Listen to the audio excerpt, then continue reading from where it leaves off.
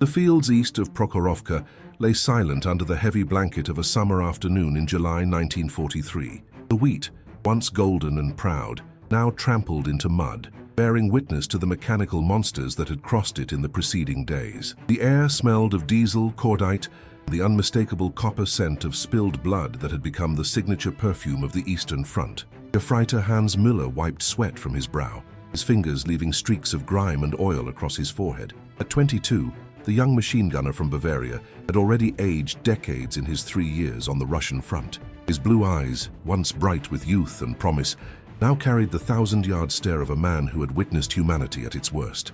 He adjusted his position behind the MG-42, the weapon the Russians had nicknamed Hitler's buzzsaw for its distinctive sound and devastating rate of fire. The machine gun nest was cleverly concealed in a shallow depression 30 meters from the road, camouflaged with wheat stalks and earth. 3 other men shared his position: Dieter, the loader, and 2 riflemen, Schmidt and Wagner, all that remained of his squad after the brutal fighting of the previous week. They were the rearguard sacrificial lambs left behind to slow the Soviet advance, while the remnants of the 1st SS Panzer Division, Leibstandarte SS Adolf Hitler, attempted to regroup several kilometers to the west. Their orders were simple: hold as long as possible, then withdraw if they could. No one expected them to survive. Müller checked his ammunition one more time. 4 belts remaining, perhaps 2,000 rounds. It would have to be enough. Intelligence had reported a Soviet mechanized column moving in their direction, T-34s, and supporting infantry from the 5th Guards Tank Army. The Germans had already been pushed back after the disastrous tank battle 3 days earlier, where hundreds of panzers had been lost to the seemingly endless waves of Soviet armor. The Battle of Kursk was turning into yet another catastrophe for the Wehrmacht, the tide of war shifting inexorably eastward. Müller's thoughts were interrupted by Dieter's urgent whisper. Movement! 2 kilometers east. The young loader pointed toward the horizon, where a cloud of dust betrayed the approach of vehicles. Müller raised his binoculars, the leather strap worn smooth from constant use. Through the heat haze he could make out the silhouettes of T-34s, at least 15 of them, followed by trucks carrying infantry. The Soviet column was advancing cautiously along the road, commanders standing in their turrets, scanning for threats. As the tanks drew closer, Müller could discern the red star emblazoned on their turrets, defiant symbols of Soviet resilience that had come to haunt German dreams.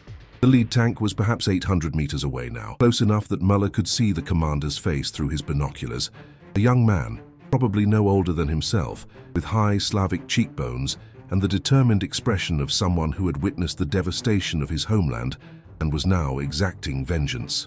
Inside the lead T-34, Senior Lieutenant Alexei Petrov surveyed the landscape with the practiced eye of a tanker who had survived 2 years of brutal combat. 24 years old and a native of Stalingrad, Petrov had joined the Red Army in 1941 after watching German bombs reduce his city to rubble. He had fought at Stalingrad, losing his entire family in the siege, and had emerged from that crucible of fire with a cold determination to drive the fascist invaders from Soviet soil. His crew, Dmitry the driver, Ivan the loader, and Mikhail the gunner, had been with him since the previous winter, forming the kind of bond that only shared suffering could forge. They had survived when countless others had perished, developing an almost supernatural sense for danger. And right now that sense was screaming. "Something isn't right," Petrov muttered, scanning the seemingly empty fields. The Germans were masters of ambush, and the apparent absence of resistance made him deeply suspicious. "Dmitry, slow down," he ordered through the tank's intercom. "Ivan, load an armor-piercing round. Mikhail, traverse the turret slowly. Search for camouflaged positions." The T-34 reduced its speed, the other tanks in the column following suit. Petrov continued to search the terrain, knowing that survival depended on spotting the enemy before they revealed themselves. The rolling landscape offered too many hiding places: shallow depressions, small stands of trees, abandoned farm buildings. Any of them could conceal German anti-tank guns or panzers waiting in ambush. Müller watched the Soviet column slow, recognizing the caution of experienced tankers who sensed a trap. "They're suspicious," he whispered to Dieter. "Good. Let them come closer."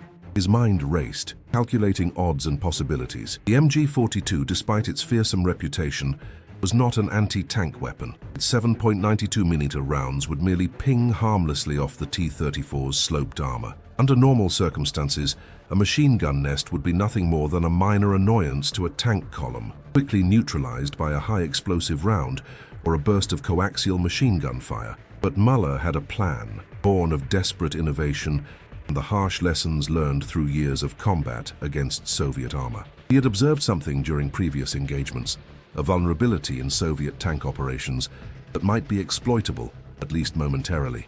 "Remember the plan," he reminded the others. "Wait for my signal, not a moment before." Schmidt and Wagner nodded grimly, clutching their Karabiner 98K rifles. They were veterans too, men who had survived the frozen hell of the first Russian winter when thousands of their comrades had perished from cold and starvation. Men who had learned that survival on the Eastern Front required a combination of skill, ruthlessness, and luck. Mostly luck. The Soviet column was 500 meters away now, the rumble of diesel engines carrying across the field. Müller could see infantry soldiers riding on the backs of the tanks, their Spagin PPSH-41 submachine guns at the ready. He remained perfectly still, controlling his breathing as the distance closed. 400 meters, 300. The lead T-34 was close enough now that Müller could make out the scratches and dents in its armor, battle scars from previous engagements. 200 meters. The tension in the machine gun nest was palpable, the air electric with anticipation. Müller felt the familiar sensation of time slowing down, his senses heightening as his body prepared for combat. The calmness that settled over him was almost surreal, the strange serenity that sometimes precedes the most violent moments. "Get ready," Müller whispered, his fingers tightening around the MG-42's grips. The lead tank was 150 meters away when Müller made his move, but instead of opening fire, he did something entirely unexpected. He stood up, fully exposing himself, and began waving his arms frantically while pointing at his machine gun. Petrov spotted the German machine gunner immediately. "Enemy at 2 o'clock, he shouted, his hand already reaching for the turret-mounted DSHK heavy machine gun, but he hesitated, confused by the German's behavior. The man wasn't firing or taking cover. He was standing in plain view, gesturing wildly. Through his vision slit, Petrov could see the distinctive shape of an MG-42 on its bipod, but the German seemed to be pointing at it rather than using it. "What the hell is he doing?" Petrov wondered aloud. Training and experience told him to eliminate the threat immediately, but curiosity stayed his hand for a crucial moment. The German appeared to be trying to surrender, yet his body language conveyed urgency rather than capitulation. It was bizarre, almost theatrical, a performance that momentarily captivated the Soviet tanker. That moment of hesitation was exactly what Müller had been counting on. "Now!" Müller shouted, dropping back behind his MG-42. In one fluid motion, he pulled the charging handle and pressed the trigger. The machine gun roared to life, its cyclic rate of 1,200 rounds per minute, creating the distinctive ripping cloth sound that had terrorized Allied troops across every front of the war. But Müller wasn't aiming at the tanks, a futile gesture, or even at the infantry riding on them. Instead, he directed a precise burst at the ground 20 meters in front of the lead T-34, the tracer rounds visible even in daylight, deliberately missing the tanks. Then he quickly shifted his fire to the right, again shooting into empty ground, creating the impression of a wildly inaccurate barrage. To the Soviets, it would appear that the machine gun was malfunctioning or being operated by someone with no training. At the same time, Schmidt and Wagner began firing their rifles, also deliberately missing the tanks, but creating the impression of a small, disorganized German force. It was a calculated gamble, playing on the psychology of combat and the natural human tendency to investigate the unexpected. If the Soviet commander had simply ordered his gunner to fire a high-explosive round at the German position, the ruse would have ended in an instant, along with Müller's life. But the sheer strangeness of the scenario, a German machine gunner exposing himself and then firing inaccurately, created a momentary puzzle that demanded investigation. Petrov held his fire, intrigued by the German's inexplicable behavior. The wild, inaccurate bursts from the MG-42 suggested a weapon malfunction or an inexperienced gunner. Either way, it posed no immediate threat to his armored column. "Dmitri, halt," he ordered. "Something's not right here." The driver complied, bringing the 30-ton machine to a stop. The tanks behind them likewise ground to a halt, maintaining their spacing. Petrov's instincts were screaming danger, but the visible threat seemed negligible, just a few infantry with a malfunctioning machine gun. After 2 years of fighting Germans, he had developed a healthy respect for their tactical acumen. This display was too amateurish, too obvious. It had to be a trap, but what kind? He scanned the surrounding terrain again, looking for signs of concealed anti-tank guns or panzers that might be using this strange scenario as a distraction. Finding nothing, he decided to investigate more closely. "Infantry dismount," he ordered through the radio. "Approach with caution and capture that position. The rest of the column holds here until we determine what we're dealing with." Muller watched through his rifle's scope as Soviet infantry began climbing down from the tanks. A smile tugged at the corner of his mouth. The first phase of his plan had worked. By creating a bizarre and seemingly non-threatening scenario, he had induced the Soviets to halt their advance and dismount their infantry, separating them from the protection of their armor. Now came the crucial second phase. "Hold!" he whispered to his men as the Soviet infantry began to advance cautiously, spreading out into a skirmish line. There were perhaps 30 of them, moving from cover to cover with the proficiency of veterans. These were not the poorly trained conscripts of 1941. These were hardened soldiers who had survived the crucible of Stalingrad and countless other battles. They were approaching carefully, but they were coming, drawn forward by the mystery of the malfunctioning German machine gun. Muller waited until they had advanced 50 meters from their tanks. The infantry were now in the optimal killing zone, far enough from the tanks to delay immediate support, but close enough to be engaged effectively. It was time. "Now!" Muller shouted, and this time when he opened fire with the MG-42, there was nothing inaccurate about his aim. The German machine gun unleashed its lethal buzzsaw sound, the heavy 7.92mm rounds scything through the advancing Soviet infantry. The effect was devastating. In the open field, with limited cover, the Soviet soldiers were terribly exposed to the MG-42's withering fire. Men fell in groups, the machine gun's high rate of fire allowing Müller to sweep across the entire formation in seconds. Schmidt and Wagner added their rifle fire, picking off soldiers who sought what little cover the trampled wheat field offered. Petrov watched in horror as his infantry were cut down by the suddenly accurate and devastating German fire. It had been a trap, after all, but not the kind he had expected. The Germans had used the appearance of incompetence to lure his infantry into the open, separating them from the protection of the tanks. "Driver, forward," he shouted. "Gunner, target that machine gun nest." But even as his T-34 lurched into motion, Muller executed the third phase of his plan, the most audacious and risky part of his strategy. Rather than continuing to engage the infantry or attempting to flee, Muller shifted his fire to the vision slits of the advancing tanks. The narrow viewing ports were one of the few vulnerabilities in the otherwise well-armored T-34s, while an MG-42's 7.92mm rounds couldn't penetrate the tank's main armor. They could enter through these slits, potentially injuring or killing the crew inside. More importantly, the impact of bullets on the thick glass vision blocks created a spray of fragments and a psychological effect far greater than the actual damage inflicted. The technique rarely disabled a tank, but it often forced the crew to button up completely, reducing their visibility and situational awareness to near zero. Inside his T-34, Petrov felt a hammer blow as several rounds struck his vision port, sending fragments of glass and metal ricocheting around the turret. He instinctively ducked below the level of the vision blocks, a reaction born of self-preservation. "Everyone button up," he ordered through the intercom. Similar impacts were occurring across the column as Müller systematically targeted the vision blocks of each tank. One by one, the Soviet tankers closed their hatches and lowered their heads below the level of the direct vision ports, forced to rely on their periscopes for viewing, devices that drastically reduced their field of vision. The Soviet tank commanders, who had been standing in their turrets to direct the advance, dropped down and sealed their hatches. In an instant, the column's situational awareness plummeted. Tank crews that had been able to see in all directions were now limited to the narrow view provided by periscopes. The symphony of mechanized warfare had suddenly shifted in tempo, the Soviets forced to react rather than act. It was precisely the effect Muller had sought. The fourth and final phase of his plan relied on a simple fact of human psychology. Tank crews, when buttoned up and under fire, instinctively focused their attention on the known threat to their front. Their periscopes would be trained on the machine gun nest, their turrets traversed to bring their main guns to bear on Muller's position. "Peter, take over," Muller ordered, rolling away from the MG-42. The loader immediately took the gunner's position, maintaining suppressive fire on the tank's vision blocks. Müller grabbed his Panzerfaust, a single-shot anti-tank weapon that was the German infantryman's last defense against enemy armor, and began crawling rapidly to the right of their position. Schmidt did the same, moving left, each man carrying one of the squad's precious few Panzerfausts. Wagner continued firing his rifle, maintaining the impression that the machine gun nest was still the primary threat.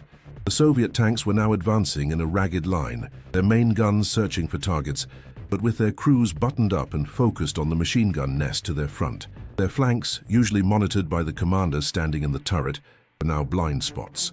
Muller reached his predetermined position 30 meters to the right of the machine gun nest, the ideal angle to strike at the vulnerable side armor of the T-34s. He could see Schmidt had reached a similar position on the left. The tanks were now passing between them, completely unaware of the threat to their flanks.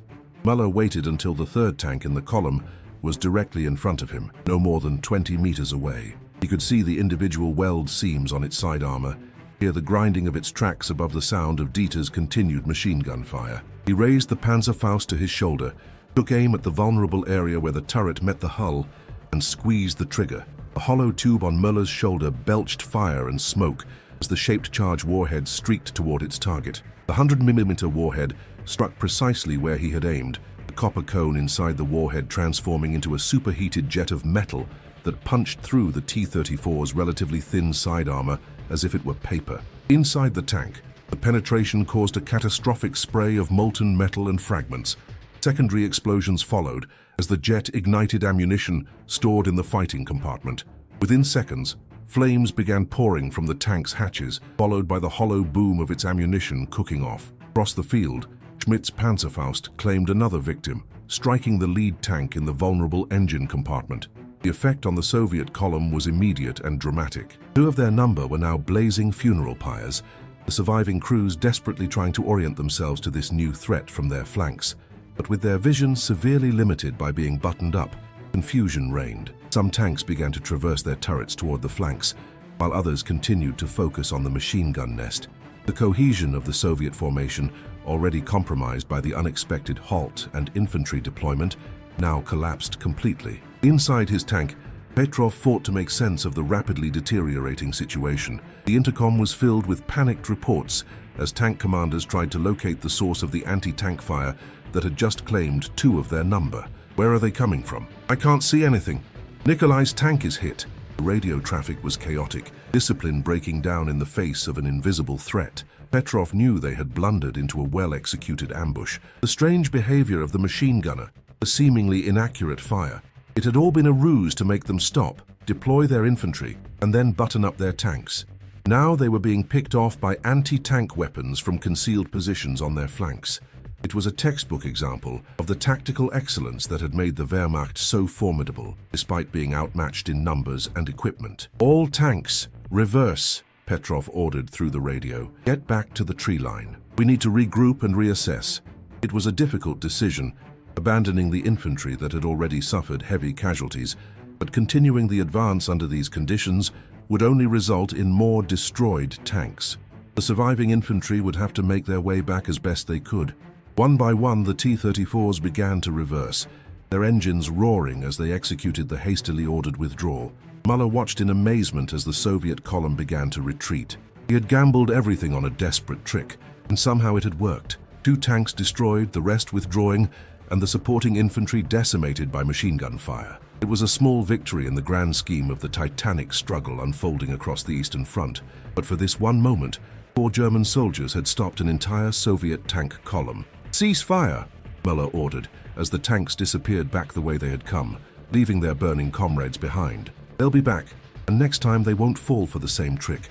We need to move." The 4 Germans quickly gathered their equipment, the adrenaline of combat giving way to the bone-deep exhaustion that always followed. They had survived against all odds and delayed the Soviet advance, fulfilling their mission in a way none of them had thought possible. As they began their withdrawal toward the German lines, Müller cast one last glance at the burning T-34s.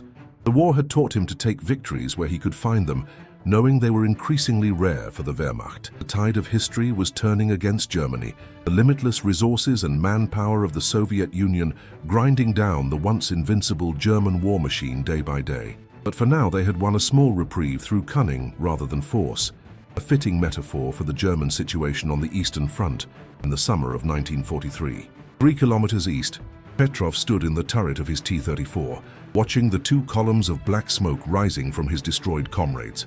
The remaining tanks of his company had regrouped at the tree line, the survivors of the infantry straggling back in small groups.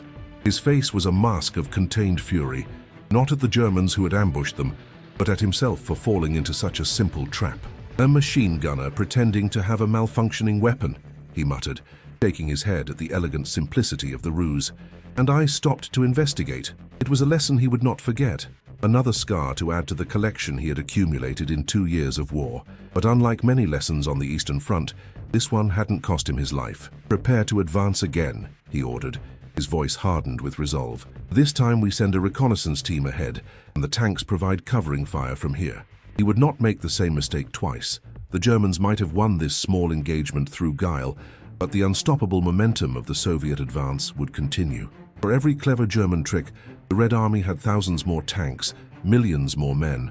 It was a mathematical equation with only one possible outcome. The war had become a beast that devoured German tactical brilliance beneath the treads of Soviet numerical superiority. As the shadows lengthened across the Ukrainian steppe, 2 small groups of men moved in opposite directions, the Germans west toward their retreating lines, the Soviets preparing to resume their inexorable advance eastward. The brief engagement that had occurred between them would never appear in history books or military dispatches. It was just one of countless small actions that made up the vast tapestry of the Eastern Front, a front where individual courage and ingenuity were ultimately overwhelmed by the grinding logic of industrial warfare. Muller's clever trick had won a temporary reprieve, but the larger tide of the war continued to turn against the Wehrmacht. The Battle of Kursk had broken the back of German offensive capability in the east, and now it was the Red Army that advanced, while the once proud Wehrmacht retreated. From this point forward, it would be a long, grueling withdrawal back to the borders of the Reich and ultimately to Berlin itself. But for this one afternoon in July 1943, 4 German soldiers could claim victory against overwhelming odds. Small light in the gathering darkness of the Third Reich's inevitable defeat. And perhaps in that moment that was enough. What lessons can we draw from this small engagement on the Eastern Front? Perhaps it reminds us that human ingenuity remains a powerful force even in the face of overwhelming technological and numerical superiority. Muller's trick, using the appearance of incompetence to create a tactical advantage, speaks to the enduring importance of psychological warfare alongside physical combat. It shows us that sometimes the most effective strategies involve manipulating the enemy's perceptions rather than confronting their strengths directly. Yet it also illustrates the relentless arithmetic of modern industrial warfare. Individual brilliance, courage, and tactical innovation could win battles, but the war would ultimately be decided by the greater industrial capacity and manpower of the Allied nations. No amount of German ingenuity could overcome the fundamental material disadvantage they faced on the Eastern Front. In this way, the story of the machine gunner's trick becomes a microcosm of the larger German experience in World War II. Brilliant, tactical success is ultimately overwhelmed by strategic realities. These stories from the frozen front lines of the Eastern Front continue to fascinate us, not just as military history, but as profound human dramas where individuals faced impossible odds with whatever resources they could muster, whether material, intellectual, or spiritual. In exploring these narratives, we confront essential questions about human resilience, ingenuity, and the terrible cost of ideological conflict. If you found this account of tactical innovation compelling, consider exploring more stories from the Eastern Front, where the largest and most consequential military campaign in human history unfolded across the vast expanses of the Russian steppe. There, amid the frozen landscapes and scorched earth, we find countless tales of human courage, suffering, and ingenuity that continue to resonate with us today.